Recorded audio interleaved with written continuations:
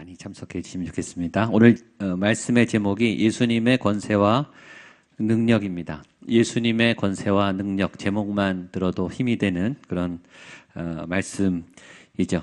예수님의 권세와 능력. 오늘 우리가 이곳에 온 이유는 예수님의 권세와 능력 때문이에요. 예수님을 만나고 인간의 힘을 보고 싶은 게 아니고 인간의 탁월함이 아니고 여기서 여러분이 예수님을 만나시고 예수님의 권세와 능력을 경험하게 되기를 축복합니다. 교회는 예수님이 나타나고 예수님을 만나서 예수님의 권세와 능력이 나타나는 공동체입니다. 오늘 여러분의 삶 속에 예수님의 권세와 능력이 나타나게 되기를 주님의 이름으로 축복합니다. 옆에 분에게 한번 믿음으로 선포하겠습니다. 예수님이 능력이십니다. 힘있게 예수님이 소망입니다. 예수님이 생명입니다. 아멘. 이 생명은 부활 생명입니다. 죄를 이기는, 죽음을 이기는, 죽어도 살아나는, 죽일 수 없는 그런 생명의 능력, 성령의 능력, 이 부활의 생명의 능력으로 오늘 다시 살아나시고 일어나시고 소망을 갖게 되기를 바랍니다. 지난주부터 예수님이 이제 본격적으로 사역을 선포하시고 공생애를 시작하셨다고 했습니다. 나사렛 회당에서 말씀을 선포하시고 주의 성령이 임하셔서 내가 이런 일들을 하게 될 것이고 이 말씀이 오늘 응하였다. 아주 사단을 향해서 선전포고를 하시는 죽음과 저 어둠의 권세를 향해 이제 전쟁을 시작하신 그 멋진 예수님에 대해서 말씀했습니다. 그래서 예수님이 시작하셨기 때문에 오늘 예수님이 본격적으로 교회에서 그리고 교회 밖에서 세상에 나가서 첫 사역을 하시는 그런 내용입니다. 예수님의 첫 번째 사역은 무엇보다 말씀이에요. 말씀으로 시작하셨어요. 말씀을 선포하면서 시작하셨습니다. 우리 31절, 32절 말씀입니다. 시작. 갈릴리의 가버나움 동네에 내려오사 안식일에 가르치심에 논란이 이는 그 말씀이 권위가 있음이로라. 여러분 사역의 기초는 말씀이에요. 말씀 없이 사역하면 큰일 나요. 여러분의 모든 사역의 베이스에는 말씀이 있어야 됩니다. 말씀 없이, 영성 없이, 은혜 없이 사역하면 지치세요. 사역은 잘할지 모르지만 그 사역자는 고갈돼요. 그 말씀이 약해졌기 때문이에요. 예수님이 무슨 사역을 시작하셨는가? 말씀 사역을 시작하셨어요. 지금 저희 교회는 몇 년째 계속 말씀에 집중해요. 성경의 원리를 따라서. 그래서 말씀을 읽으셔야 되고 성경 공부를 하셔야 되고 예배에 집중하셔야 되고 큐티를 하셔야 되는 거예요. 말씀이 모든 것의 기본 엔지니어 동력이 됩니다. 말씀으로부터 시작하세요. 오늘 본문을 보면 좀 이상한 것이 있습니다. 오늘 예수님이 어디서 사역하셨냐 하면 갈릴리 가버나움 동네에 내려왔다 이렇게 되어 있습니다. 지난주에 회당에서 말씀을 선포하면서 공생의 취임 연설을 하신 장소는 나사렛입니다. 주일날 나사렛에 안식일에 나사렛에 가셔서 첫 본인의 이제 메시아됨을 드러내시면서 취임 연설을 하시면서 이제 내가 시작한다라고 나사렛에서 말씀하셨으면 밖으로 나오셔서 나사렛에서 사역을 하시면 되잖아요. 그렇죠? 근데 왜 건너뛰어서 가버나움으로 가셨는가? 가버나움은요 나사렛에서 65km나 떨어진 곳입니다. 갈릴리 지역이지만 65km를 걸어가려면 몇 시간 걸리잖아요. 그렇죠? 굉장히 먼 거리예요. 왜 첫 사역을 시작하신 그 장소 나사렛에서 시작하지 않고 왜 엉뚱한 가버나움에서 첫 밖에 사역을 시작하셨는가? 이유가 있어요. 나사렛에서 쫓겨나셨어요. 어이없게도 말이죠. 그 본문을 읽어보겠습니다. 누가복음 4장 28절 29절 그 앞에 절이죠. 오늘 본문 앞에 부분입니다. 28절 29절 시작. 회당에 있는 자들이 이것을 듣고 다 크게 화가 나서 일어나 동네 밖으로 쫓아내어 건설된 산 낭떠러지까지 끌고 가서 밀쳐 떨어뜨리고자 하되. 지난주에 봤던 그 멋있는 예수님의 명설교 연설, 그렇죠? 그 하늘의 권세, 하나님의 그 오랜 사역이 시작되는 그 공생의 첫 시작을 멋지게 하신 그 다음에 그 회당에 있던 사람들의 반응이 어땠느냐? 은혜 받고 아멘 할렐루야 박수치고 감동을 받았느냐? 그게 아니에요. 그 말씀을 듣고 화가 났어요. 너무 어이없지 않습니까? 예수님의 설교를 듣고 화를 냈어요. 화를 냈을 뿐만 아니라 설교하는 예수님을 교회에서 쫓아내셨어요. 쫓아내요. 쫓아낸 것도 부족해서 낭떠러지에서 끌고 가서 떨어서 죽이려고 그랬어요. 너무 충격적인 사실이죠. 예수님의 첫 사역은 성공하지 못했어요. 예수님의 첫 사역의 반응은 분노, 적개심, 죽일 듯한 공격이셨어요. 근데 저는 이 사실이 너무 은혜가 되는 거예요. 여러분들이 옳은 일을 하고 하나님의 일을 하고 내 것을 희생해 가면서 헌금해 가면서 시간 내서 열심히 사역하면 반응이 좋던가요? 좋을 때도 있죠. 좋지만은 않습니다. 나는 한다고 하는데, 나는 헌신했는데, 나는 하나님의 영광을 위해서 그리고 그 사람들을 위해서 내가 이렇게 애를 쓰는데 반응이 좀 좋아야 될 거 아니에요. 반응은 굉장히 부정적이었어요. 성경은 그것을 증언합니다. 그럼 왜 나사렛 사람들은 예수님을 거부했을까요? 너무 잘 알았어요. 어렸을 때부터 같이 있었던 친구, 후배, 선배, 아들, 조카 이런 관계죠. 그러니까 야 예수야 네가 이때까지 믿던 식으로 그냥 믿어. 너 목수일 하면서 그냥 그렇게 살아. 왜 이렇게 유별나게 굴어? 네가 뭔데 설교를 하고 있어? 그렇죠. 네가 뭔데 무슨 사역을 하겠다는 거예요. 그냥 전에 믿던 대로 믿어. 그래서 막 화가 나서 그 예수님을 죽일 듯이 폭행을 한 겁니다. 사역은 늘 평탄하지 않아요. 하나님의 옳은 일을 함에도 반대와 공격에 부딪힐 수 있습니다. 더군다나 누가 반대하는가? 같이 믿는 동역자가 반대해요. 같이 있는 우리 가족이 반대한다고요. 그냥 지금처럼 믿어 이거죠. 왜 이렇게 유별나니? 너만 하는 거니? 네가 뭔데 사역을 하니? 얼만큼 반대하냐면 화가 나서 낭떠러지에 던질 만큼 예수님은 공격을 받으셨습니다. 우리는 믿음의 생활할 때 이 부분을 간과하시면 안 되죠. 우리의 첫 사역은 멋지게 아름답게 아주 열매가 좋게 승승장구할 수 없다는 것을 예수님은 우리에게 보여주세요. 예수님의 첫 사역이자 첫 실패예요. 저희가 의료선교 같이 가는 그 서은만 원장님은 2011년에 처음 교회에 나오셨습니다. 후배 제자 의사분이 선배님을 사랑해서 교회로, 제가 있는 교회로 전도하셔서 세례를 받았어요. 근데 이분이 하나님을 굉장히 잘 만나셔서 그냥 말씀을 미친 듯이 읽기 시작하시고 은혜를 받고 그 다음에 본인이 깨달음이 오니까 후배 제자들이 그 의사분들이 굉장히 몇백 명이 되거든요. 근데 한 열 몇 명 아주 친한 후배 의사들을 바로 데리고 다 전도하고 세례를 받게 했습니다. 그리고 매주 한 5명에서 7명 꼬박꼬박 교회 같이 나오게 했습니다. 그리고 바로 그 해에 저랑 같이 중국 의료 선교를 간 거예요. 그렇게 믿음이 급성장하셨습니다. 근데 이분의 기도 제목은 가족 전도예요. 사모님과 2딸이 있는데 다 교회 안 다니는 거죠. 근데 이 사모님이 굉장히 이제 지혜로우시고 또 굉장히 좋으세요. 근데 이 원장님은 사모님한테 꼼짝을 못 하세요.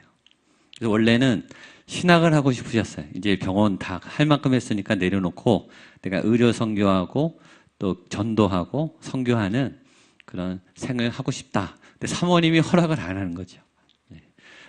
잘 되는 병원을 다 어떻게 그만 내려놓게 하겠습니까? 그래서 오래 기도하다가 사모님을 이제 교회로 데려오신 거예요. 근데 데려오신 그날을 저랑 좀 미리 상의했으면 좋았을 텐데 그냥 덥석 데려오셨는데 그날이 성령 집회하는 날이었어요. 성령 집회 분위기 아십니까? 불 꺼놓고 소리 지르고 방언하고 막 사람들이 막 넘어지고 오자마자 처음 오셨는데 그 광경을 보신 거예요. 이 사모님이 쇼크를 받으시고 한동안 안 나오셨어요. 또 달래고 설득하고 해서 몇 달 만에 다시 교회에 오셨어요. 근데 그날이 또 성령 집회하는 날이 되어오셨어요. 그래서 지금까지 안 나오고 계세요. 주일은 몇 번 나오셨어요, 이제. 지혜롭게 하시느라고. 또 저도 병원 이제 가끔 가면은 아주 잘 해주시죠. 그러나 저나 원장님이나 포기하지 않아요. 언젠가는 나오신다. 하여튼 끝까지 우리는 전도한다. 믿음이 좋아질 때 우리는 반대에 부딪히죠. 내가 하나님의 부름을 받고 하나님 앞에 헌신하면 하나님이 순탄하게 열어주시고 열매가 좋으면 얼마나 좋겠습니까? 예수님도 첫 사역부터 아주 심한 공격을 받으셨습니다. 그러면 예수님은 그 반응에 대해서 어떻게 반응하셨는가? 30절을 보겠습니다. 30절 시작. 예수께서 그들 가운데로 지나가서 가시니라. 예수님은요, 쫓아내시니까요, 쫓겨나셨어요. 나라 그러니까 그냥 나가셨어요. 때리면 맞으시고, 쫓아내면 쫓겨가셨습니다. 이것이 하나님의 사역을 하는 우리들에게 굉장한 도전이 되는 거죠. 하지 말아라. 우리가 쫓아내겠다. 밀어내고 나가라 그러면 예수님은 그냥 조용히 떠나셨어요. 흥분하지도 않으시고 화를 내지도 않으시고 억울해하지도 않으시고 더욱더 훌륭한 것은 복수하지 않으셨다는 거예요. 내가 니네를 위해서 이렇게 애쓰는데 도대체 나를 이런 식으로 대해? 하고 화도 안 내시고 보복할 수 있으시죠? 힘이 있으신 분이에요. 그러나 전혀 보복하지 않으셨습니다. 그리고 조용히 물러나셨어요. 그래서 가버나움으로 가신 거예요. 사실 예수님이 아쉬울 건 없죠. 예수님이 손해볼 거 없죠. 손해는 나사렛 사람들이 본 거예요. 누가 수지 맞았습니까? 가버나움 사람들이 수지 맞은 거예요. 여러분, 은혜를 엉뚱한 데 뺏기지 않게 되기를 바랍니다. 31절 30절. 그래서 가버나움에서 사역이 시작된 거예요. 전혀 엉뚱한 데서 은혜가 시작된 거예요. 원래 예수님이 시작하려고 하던 장소의 계획을 벗어나서, 그러니까 사역은 이 하나님의 뜻 안에 있는 거죠. 우리가 하고 싶다고 해서 되는 게 아니라 하나님께서 때를 따라 상황을 따라 이렇게 막 옮기세요. 가버나움에 부흥이 일어났습니다. 31절 32절 시작. 갈릴리의 가버나움 동네에 내려오사 안식일에 가르치심에 그들이 그 가르치심에 논란이 건의가 듣도 보도 없던 말씀을 막 불같이 내리는데 그 말씀마다 사건이 일어나요. 전에도 후에도 없었던 정말 여러분 예수님께 설교 들으니까 얼마나 좋겠어요. 얼마나 기가 막힌 말씀을 전했겠어요. 상상만 해도 좋습니다. 이런 말이 있어요. 제자는 숨을 수 없다. 예수 그리스도의 제자, 하나님의 사람은 숨을 수 없다. 무슨 말이죠? 여러분, 빛을 어떻게 숨깁니까? 진리가 어떻게 감춰집니까? 드러나죠. 빛은요, 가릴 수가 없어요. 어둠이 그냥 물러날 뿐이에요. 빛은 드러나요. 하나님의 사람, 예수의 복음, 생명의 역사가 떠오르기 시작하니까 이게 막 드러나기 시작했어요. 그리고 사람들이 놀라기 시작하고 충격적인 말씀 앞에 무릎 꿇고 반응하고 예수님께 하나님께 돌아오기 시작했어요. 일단 여러분들의 삶에 이런 역사가 나타나게 되기를 축복합니다. 여러분의 얘기를 듣고 사람들이 충격을 받고 회개를 하고 돌이키고 아름다워지고 따뜻해지고 행복해지고 건강해지는 여러분 때문에, 여러분의 전하는 말씀 때문에 세상의 지식이 아니에요. 세상의 탁월함이 아니에요. 저건 어디 가서 배울 수도 없고 공부할 수도 없고 학원 가서 공부할 수도 없는 전혀 새로운 능력, 하나님의 능력, 예수 그리스도의 권세가 나타나기 시작했다. 저와 여러분이 사모하게 되시기를 축복합니다. 열왕기상에 이런 말씀이 있습니다. 열왕기상 2장 12절입니다. 시작. 솔로몬이 그의 아버지 다윗의 왕위에 앉으니 그의 나라가 솔로몬이 왕이 되니까 나라가 심히 견고했더라. 여러분, 이런 리더는요, 모든 사람이 다 원해요. 교회 다니던 안 다니던 좋은 리더가 그 자리에 있으면 나라가 평안해지고 견고해지고 삶의 질이 올라가고 삶이 풍성해지고 평안하고 풍성해져요. 내년 대선에 우리나라에 이런 리더가 필요하죠. 우리의 공동체에 이런 리더가 필요해요. 이것이 하나님의 사람이 해야 할 사명이에요. 세상이 우리를 통해서 놀라고 도전을 받고 가르침을 받고 깨우침을 받아서 이렇게 살면 안 되겠다. 제대로 살아봐야 되겠다. 가치롭게 살아야 되겠다.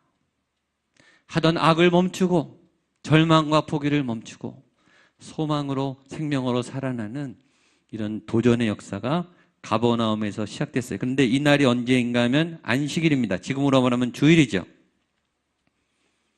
주일날 주님은 사역했어요. 여러분, 주일은 쉬는 날이 아니고 주님의 일을 하는 날이에요.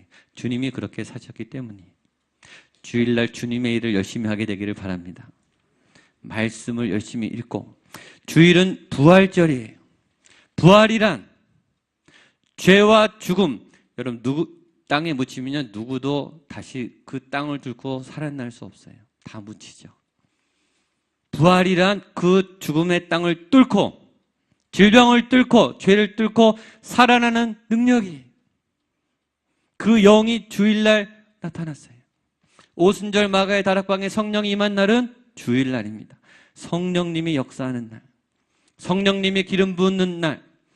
그날에 베드로가 설교했더니 전도가 3,000명이 됐어요. 그날은 전도하는 날, 사람을 바꾸는 날, 사람을 뒤집어 놓는 날, 하나님의 역사가 전파되는 날, 오늘이 주일입니다. 오늘 그런 역사가 나타날 줄로 믿습니다. 오늘 일어나야 돼요. 오늘 우리 가운데 이런 생명과 부활의 역사, 복음의 역사, 그리고 주일날 예수님이 뭘 또 하셨는가? 사단의 권세를 깨뜨리셨습니다. 33절 34절입니다. 시작. 회당에 나사렛 예수여, 우리가 당신과 무슨 상관이 있나이까? 우리를 멸하러 왔나이까? 나는 당신이 누구인 줄 아노니. 예수님의 두 번째 사역은 사단의 권세를 깨뜨리고 귀신을 쫓아냈는데, 이 성경의 증언을 읽을 때 우리는 적어도 세 가지의 큰 충격을 받아요. 이 본문을 볼 때 우리는 충격을 받지 않을 수 없어요. 첫 번째 충격은 귀신 들린 사람이 있었는데 어디 있었다고 성경이 말하죠? 회당에 있었다는 거예요. 이게 첫 번째 쇼크예요. 밖에 있는 게 아니고, 무덤에 있는 게 아니라 귀신 들린 사람이 어디 있어요? 교회 안에 있었다는 거예요. 예배를 드리고 있었다는 거예요. 귀신 들린 사람이. 그런데 더 놀라운 것은 그 귀신이 예배를 드리는데 안 나가고 있었다는 거예요. 그게 더 충격 아닙니까? 어떻게 예배를 드리는데 귀신이 안 나갑니까? 예배를 드리고 있는데 어떻게 죄가 남아 있습니까? 이게 더 쇼킹한 일이에요. 귀신의 영을 가지고 가서 예배 자리에 앉아 있을 수 있어요. 죄를 전혀 처리하지 않고, 죄 문제를 해결하지 않고, 죄에 대해서 결단하지 않고 얼마든지 예배에 앉아 있을 수 있다니까요. 더 놀라운 것은 이 귀신이요, 신앙 고백을 정확하게 했다는 거예요. 30절 뒤에 보면 나는 당신이 누구인 줄 아노니 하나님의 거룩한 자니이다. 다른 사람들은 예수님의 정체를 모르는데 귀신 들린 사람이 더 잘 알아요.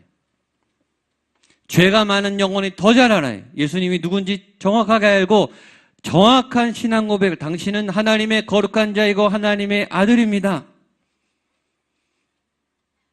그런데 이 사람은 귀신 들린 사람이고 귀신이 안 나가는 사람이라는 거예요. 그래서 우리는 세 번째 충격을 받죠. 신앙 고백을 잘한다고 믿음이 있는 게 아니다라는 거예요.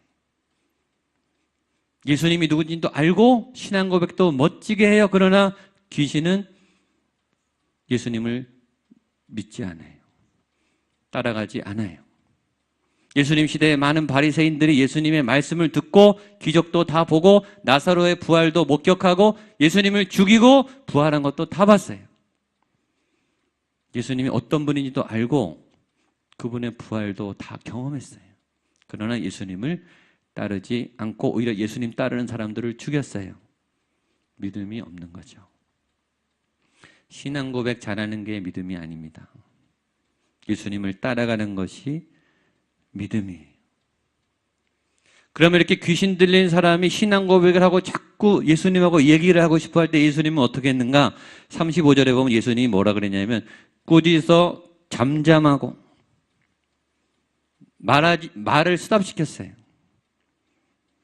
여러분, 귀신하고는 토론하는 게 아니에요. 귀신하고는 논쟁할 이유가 없어요. 예수님은 논쟁 자체를 거부한 거예요. 귀신이 자꾸 설명하는 거예요.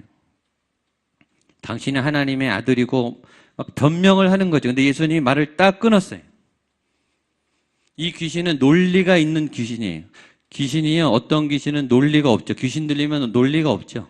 정신이 없죠. 근데 어떤 귀신은 굉장히 논리적이라는 거죠. 어떤 시험은 굉장히 이성적으로 와요. 정확하게 빈틈없이 와요. 너무 논리 정연해서 넘어가요. 어떤 시험은 너무 논리가 없어서 우리를 혼돈스럽게 해요. 어떤 시험은 너무 현실적이고 어떤 시험은 너무 비현실적이에요. 그 말은 맞아요. 예수님이 하나님의 거룩한 아들이죠. 맞는 소리를 한다니까요. 자꾸 논쟁하고 토론을 하려고 해요. 논리로 설득하고 다가와요.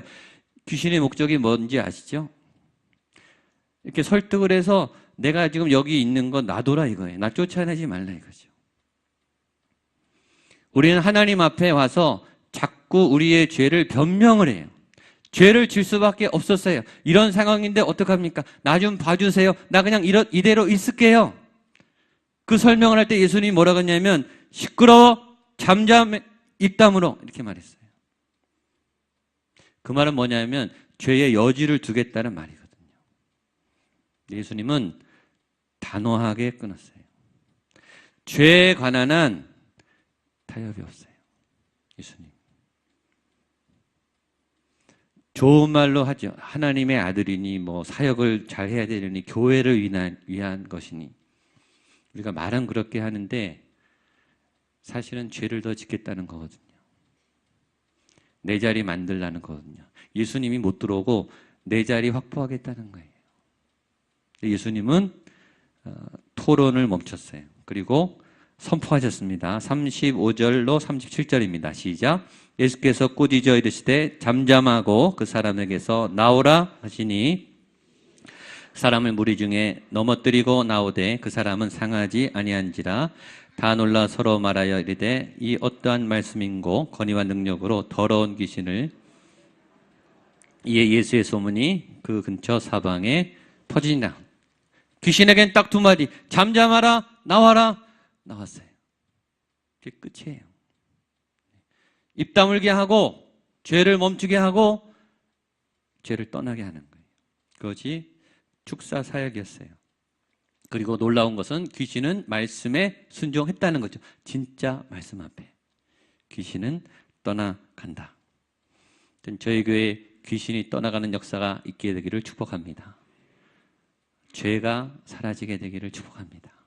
예배 드리면서 교회의 문을 들어서면서 찬양하다가 여러분을 묶어있는 절대 바꿀 수 없었던 것 같은 죄의 묶임이 끊어지게 되기를 축복합니다. 교회들도 극단이 있어요. 귀신을 부정하는 교회, 초월적인 역사를, 신비한 역사를 부정하는 교회, 너무 이성적이고 논리적이고 경건의 모양을 사모하는 교회, 귀신을 부정해요. 여러분 성경에 귀신 얘기가 있잖아요. 어떤 교회는 다 귀신에게 뒤집어 씌워요. 다 귀신 얘기라 그래요.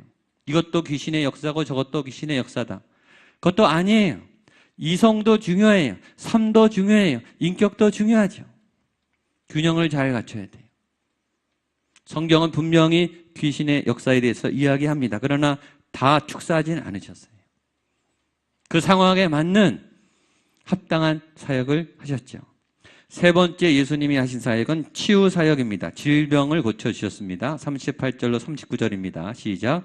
예수께서 일어나 회당에서 나가서 들어가시니 시몬의 장모가 중한 열병을 앓고 있는지라 사람들이 그를 위하여 예수께 구하니 예수께서 가까이 서서 열병을 꾸짖으신데 병이 떠나고 여자가 곧 일어나 그들에게 수종드니라. 이번에는 아픈 환자의 가정, 베드로의 장모님이 아파서 여기 보면 중한 열병, 굉장히 심각한 질병이었던 것 같아요. 죽음에 이를 만큼의 의술이 감당할 수 없는 그런 병이었던 것 같아요. 예수님이 들어가셔서 꾸짖으시고 쫓아내시고 질병을 고쳐주셨습니다. 지금 가을에 환절기에 저희 교회 환우들이 요새 급증을 해요. 많이 아프신 분들이 많습니다. 특별히 의학적 치료를 할 수 없는 아주 중한 병에 걸리신 분들이 요새 그래서 신방을 많이 다닙니다. 굉장히 어려우신 가정이 여러 가정이 있습니다. 여러분 기도 많이 해주십시오. 그리고 우리 교회에서 기도할 때 귀신의 역사가 떠나고 질병이 사라지는 역사가 일어나게 되기를 축복합니다. 병 앞에 우리도 절망을 느끼죠. 내 안에 그런 능력이 없으니까 저는 고칠 수 없습니다. 그러나 예수님이 손이 되어주시고 예수님의 피가, 예수님의 보혈이 그 환부에 되어주셔서 우리 사랑하는 가족들의 아픈 그 현장을 고쳐주시고 치유해 주시기를 축복합니다. 그 역사가 일어나니까 소문이 났어요. 40절로 41절입니다. 같이 보겠습니다. 시작. 해질 무렵에 사람들이 온갖 병자들 데리고 나오매 일일이 그 위에 손을 얹으사 고치시니 여러 사람에게서 귀신들이 나가며 소리질러 이르되 당신은 하나님의 아들이니이다. 예수께서 꾸짖으사 그들의 말함을 허락하지 아니하시니. 네, 여기도 굉장히 많은 메시지가, 첫 번째 이 베드로의 장모님이 났다고 하니까 환자들이 막 구름대같이 몰려왔어요. 환자가 많다. 네, 아픈 분은 많다. 지금 여기도 많으실 거예요. 그렇죠? 이런 예수님이 지금 계시면 어딘들 못 가겠습니까? 그렇죠? 사람들이 구름대처럼 예수님께 갔고, 예수님은 한 사람도 빠짐없이 거기 보면 일일이 그 위에 손을 얹으사 이렇게 되어 있습니다. 예수님이 다 손을 대서 아주 세심하게 한 영혼 한 영혼 다 안수해 주시고 고쳐 주셨다. 저는 우리 교회에 이런 일이 일어나게 되기를 축복합니다. 또 우리 권사님들, 또 우리 장로님들이 이런 치유의 은사, 또 이런 귀신을 쫓는 역사, 이런 은사를 받아서 많은 분들이, 많은 아픈 분들이 우리 교회에 와서 병이 낫게 되기를 축복합니다. 그리고 예수님의 그 다음 사역을 마지막으로 기록하고 있는데요. 42절로 44절입니다. 시작. 날이 밝음에 예수께서 나오사 한적한 곳에 가시니 만나서 자기들에게서 떠나시지 못하게 만들려고 하매 예수께서 이르시되 내가 다른 동네들에서도 하나님의 나라 복음을 전하여야 하리니 나는 이를 위해 보내심을 받았노라 하시고 갈릴리 여러 회당에서 전도하시더라. 마지막에 중요한 세 가지 메시지입니다. 하나는 예수님이 그 다음날 시작을 어떻게 하셨는가? 한적한 곳에 가서 시작하셨다. 한적한, 성경에서 나오는 한적한 곳은 예수님이 기도하셨다는 말입니다. 큐티 하셨다는 말이에요. 새벽에 한적한 곳에 나가, 이렇게 나와 있어요. 새벽 기도를 드리셨다는 거예요. 그러니까 예수님이 하루의 시작을 하나님과 함께 하셨다. 왜 한적한 곳입니까? 아무 사람이 방해할 수 없는, 하나님과 독대하는, 모든 땅의 일들을 다 내려놓고 하늘로부터 시작하는, 그게 큐티예요. 그게 예배예요. 그렇죠? 예수님이 그렇게 사셨다면 여러분도 그렇게 사셔야 돼요. 하루의 시작을 하나니까. 여러분 하루를 어떻게 시작하십니까? 여러분들의 하루의 시작의 모습과 예수님의 모습을 한번 비교해 보세요. 그런데 그 한적한 곳을 쳐들어왔어요, 사람들이. 그리고 뭐라 그러냐면 우리를 떠나지 마십시오. 여기서 우리랑 같이 사역합시다. 그리고 계속 우리를 돌봐주십시오. 라고 요청했어요. 근데 예수님은 내가 다른 동네에 가서도 복음을 전해야 된다라고 거절하시고 떠나셨다는 얘기입니다. 도움을 받았죠. 은혜를 받았죠. 근데 우리는 은혜 받았음에도 이기적이에요. 우리 거 하라 이거죠. 예수님 우리 동네에서 계속 나를 좀 돌봐주세요. 우리는 먼저 내가 은혜 받고 싶어요. 우리 가정이 먼저 잘 되고 싶어요. 우리 교회가 먼저 부흥했으면 좋겠어요. 우리는 이기적으로 은혜를 받아요. 은혜를 받았는데 또 이기적이에요. 같이 은혜를 받아도 나보다 더 다른 사람이 은혜 받으면 화가 나요. 나한테 좀 더 주시지. 우리는 은혜 받고 도움 받으면서도 이기적이 돼요. 그게 어리석어요. 근데 예수님의 시각은 다른 사람들도 보는 거예요. 저기도 내가 가야 된다. 저기도 내가 가야 된다. 여러분 안 가면 예수님도 편해요. 여기 이제 터전이 마련됐잖아요. 소문이 났잖아요. 앉아 있으면 사람들이 몰려와요. 그냥 잘 됩니다. 부흥할 일만 남았어요. 대형교회 되는 거 시간 문제예요. 예수님도 편해. 예수님이 딴 데 가시면 일단 힘드시고 어디서 또 주무시고 제일 피곤한 거 새로운 사람 만나는 거 제일 힘들지 않습니까? 아는 사람 우리끼리 얼마나 편합니까? 예수님은 단호히 떠나셨어요. 그게 사역자입니다. 왜냐? 예수님이 이유를 말씀하세요. 마지막 43절입니다. 시작. 예수께서 이르시되 내가 다른 동네들에서도 하나님의 나라 복음을 전하여야 하리니 나는 이 일을 위하여 보내심을 받았느니라 하고, 사역은 내 마음대로 하는 게 아니라 나를 보내신 하나님을 따라가는 것이고, 내가 새로운 사람들을 만나야 하는 이유는 그분이 그것 때문에 나를 보내셨기 때문이다. 사명이죠. 사명이란 하나님의 뜻을 따라가는 삶이에요. 저는 여러분이 하나님의 뜻을 따르시게 되기를 축복합니다. 그게 모든 결정권의 핵심이에요. 사명 때문이죠. 예수님이라고 얼마나 피곤한 걸 좋아하셨겠습니까? 예수님이라고 힘든 걸 좋아하셨겠냐고요. 예수님이 더 힘드세요. 그러나 예수님은 단호하게 그 자리를 박차고 나가십니다. 여러분에게 사명이 있습니다. 저는 여러분들이 그 사명을 따라 살게 되기를 축복합니다. 목양교회에 사명이 있어요. 우리가 하고 싶은 사역도 있지만 목양교회에게 맡기신 사명이 있어요. 저는 우리가 그것을 꼭 찾아내고 그것을 꼭 주님이 기쁘시게 하게 되기를 기도합니다. 또 그래서 제가 세워진 거라고 생각하고 우리 성도님들과 함께 그 일을 향해 달려갈 겁니다. 여러분들도 여러분의 사명을 따라, 여러분들이 사명을 따라가면 우리 교회가 그렇게 가는 거겠죠. 그렇죠? 다 하나님을 따라가면 이 공동체가 하나님 따라가는 거겠죠. 그런 놀랍고 아름다운 역사가 나타나게 되기를 축복합니다. 기도하겠습니다. 하나님 아버지, 우리에게 말씀이 필요합니다. 우리의 더러운 귀신이 떠나가야 하고 죄와 상처의 묶임이 사라져야 합니다. 하나님, 우리는 연약하고 고통스럽습니다. 우리에게 치료가 필요합니다.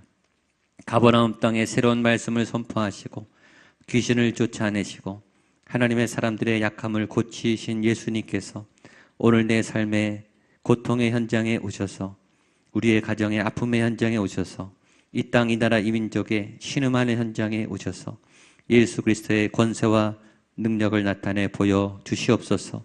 또한 우리 또한 예수님을 드러내고 예수님의 권세와 능력으로 살아가는 믿음의 사람들이 되게 하여 주시옵소서. 예수님의 이름으로 기도하옵나이다. 아멘.